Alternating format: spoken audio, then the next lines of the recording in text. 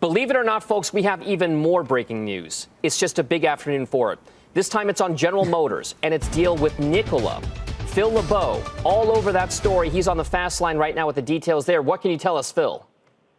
Dom, we have confirmed through sources that the discussions between Nikola and General Motors, they were trying to hammer out a deal by tomorrow. That was the deadline that they had set for finalizing the deal when they first announced it on September 8th. But obviously, given everything that has happened over the last 3 weeks, there were a number of discussions and still are discussions between General Motors and Nikola. Our sources tell us that they will not finalize an agreement by tomorrow. However, the discussions between the two sides continue. We may see a deal announced maybe 2-3 a week from now. That's still a possibility. There's also the possibility that things could fall apart. But to be clear, they will not finalize a deal by tomorrow. However, the discussions continue between GM and Nikola. Dom? All right, Phil LeBeau, thank you very much. I know you'll stay on top of that story as well. For listeners on SiriusXM who didn't see those charts, what we are seeing is a spike in the after hours in shares of General Motors, up 1.5% on roughly 83,000 shares of volume. Meanwhile, you've got a drop in shares of Nikola. Oh, no, now they've reversed around. Nikola is now up 5% after falling about that equal amount just about 5 minutes ago. About 500,000 shares of volume there for Nikola. So a very volatile trade in the after-hour session relatively for General Motors and Nikola. So let's talk a little bit more about this. And maybe, Karen, I'll go to you for this one here. This is a story that made a lot of waves because of the Hindenburg research report, the short-selling side of things on Nikola and Trevor Milton. It cost him his job. Is General Motors still a stock that you want to invest in if they are making strategic types of investments like in Nikola? Well, I'm long General Motors, so the answer would be yes. I liked the Nikola deal for them before the Hindenburg came out.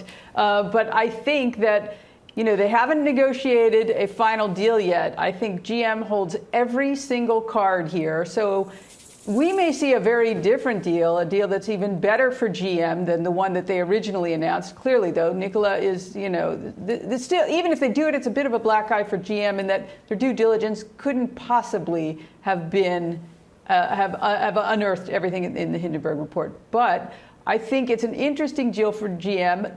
They can get a better deal than they cut originally. And so I think, let's see how it plays out. It'll be either really good for them or they'll walk away with a little bit of an embarrassment. But having put no money up at all, I think they'll just have to go on and look for the next product that hopefully will invigorate their EV business. There's certainly, Tim Seymour, a difference between Nikola and Tesla, even though it's Nikola. Anyway, Tesla is a different type of company than Nikola, different part of the life cycle. So would you rather Nikola or Tesla at these levels? Wow, you can't do this to me, Dom. Please. I mean, this is not a case where I could do either.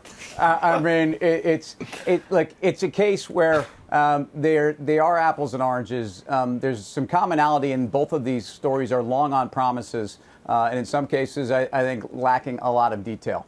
The story out of Tesla's Battery Day was an enormous amount of high expectation and delivery, and actually some discussion of essentially the distance traveled and essentially the price per megawatt and what this meant for the next re-rating cycle and ultimately where you could actually deliver their cars, the Model 3, profitably, which is something we've never seen. And there's an argument that the profitability there has not been really sustainable long term. The story with Nikola and GM is one where I think you had GM saying, hey, look, this validates our technology as it relates to hydrogen fuel cells and even our EV battery technology. And that's something that I think the market is still waiting to determine whether they want to apply more valuation to GM's other business that they've never even looked at. So that's the real key here. And again, I think Bosch and the Italian partner are also players in this and haven't run for the door either on Nikola. So that's how I look at this.